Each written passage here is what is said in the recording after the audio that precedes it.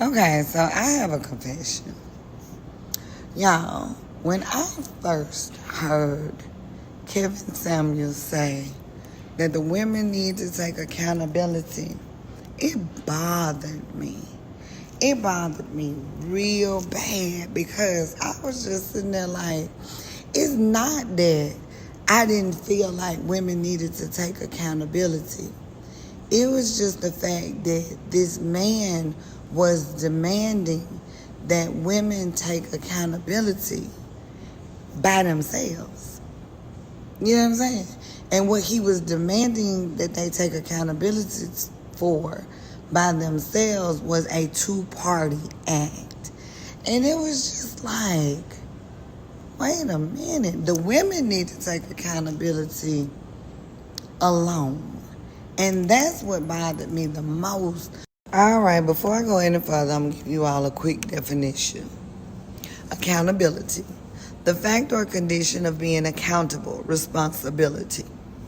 So let's look at the base word, accountable. The person, organization, or institution required or expected to justify actions or decisions, responsible. Explicable and understandable. So let's go rewind.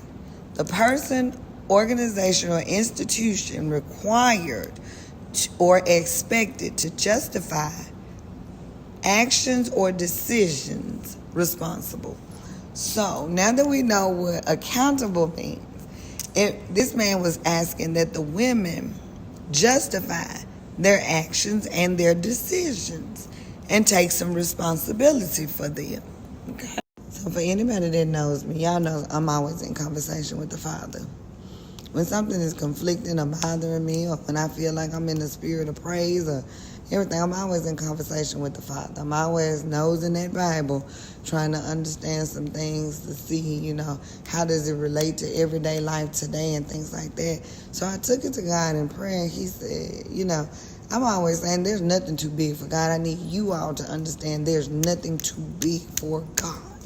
So when I took it to God in prayer, he said, Deanna, you got a problem and a solution. You already know the answer to this. And I said, He said, what are you always saying?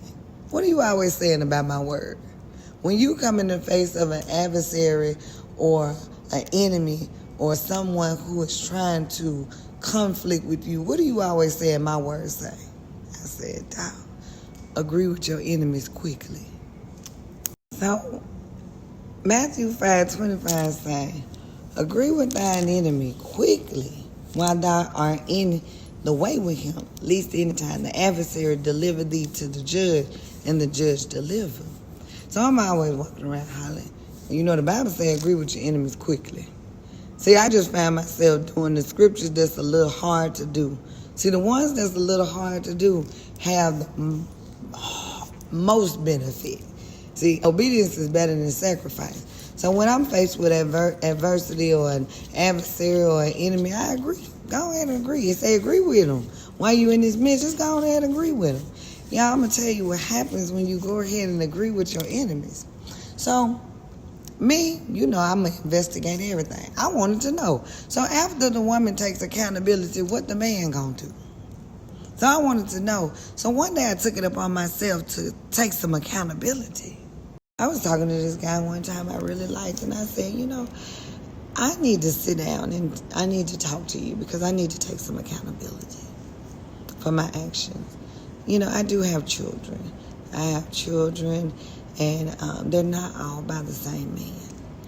And I need to talk to you about, some of my actions. I want to be accountable for them. I wanted to, what does the definition of accountability say that I needed to do? I needed to justify some of my decision making. So I told him, I said, I haven't made the best decisions. I didn't even think about it like that. I was out here. I was living my careers. I got in one relationship, felt comfortable, had a baby, didn't learn my lesson. Got in another relationship, felt comfortable, had a baby, didn't learn my lesson from that. Got in another relationship. Yeah, no excuses, Me taking accountability. My relationship, I'm with someone. After about a year and a half, I felt comfortable, content. This is my person. We're going to be together. I felt like if we made it a year and a half, we were going to be together. So I felt comfortable enough to have a baby, and I did. Me and that person may have broke up after about 3 years, got a baby. Me not knowing how to be alone and by myself, I quickly got into another relationship with a guy, and he's taking care of my baby, and we're together about a year, a little bit over a year. After about over a year, I'm pregnant. Again, I felt the same amount of comfort again inside of that relationship. But then that relationship lasted for about 3 years, and then it's over, and me still not knowing how to be alone, I moved on to the next relationship, and now he's taking care of my 2 kids, and that's why I say nothing too big for God.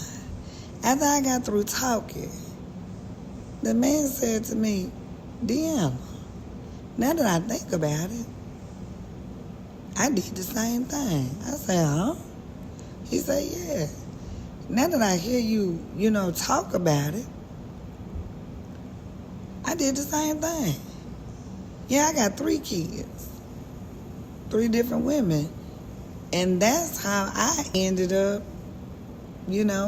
like that. Because I was with one of them, felt comfortable, felt like we could be together, and we had a baby. It didn't last. I got with another one.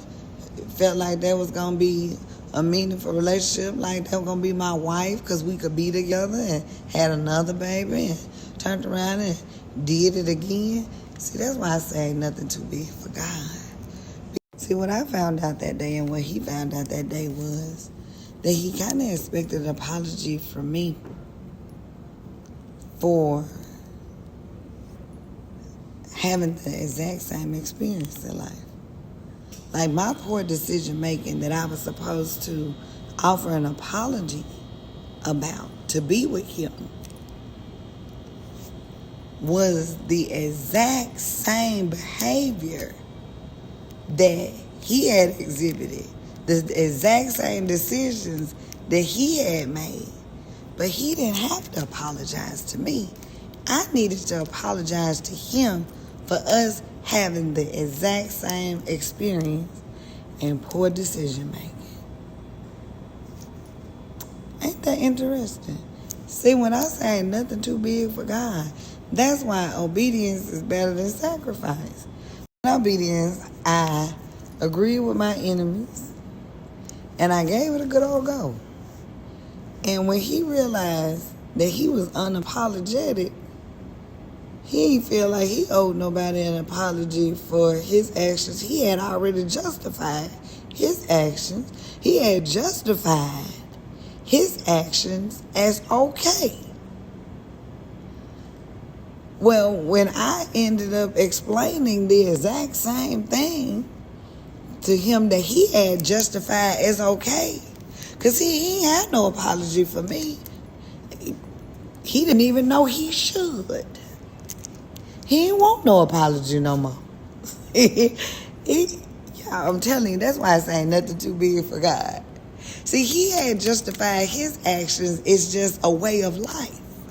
But when I'm sitting there about to apologize for him, see, I'm so glad I realized that as soon as a woman starts taking accountability for her actions, as soon as she's about to grant the apology to the person who feels like she needs to apologize, her accountability may free him up to be able to be accountable himself. Yeah. See, I justified my poor decision making, which forced him to have to justify his. And once he had to justify his poor decision making, I didn't owe him an apology anymore. He didn't want one. Kevin Samuels might have been on to something, y'all.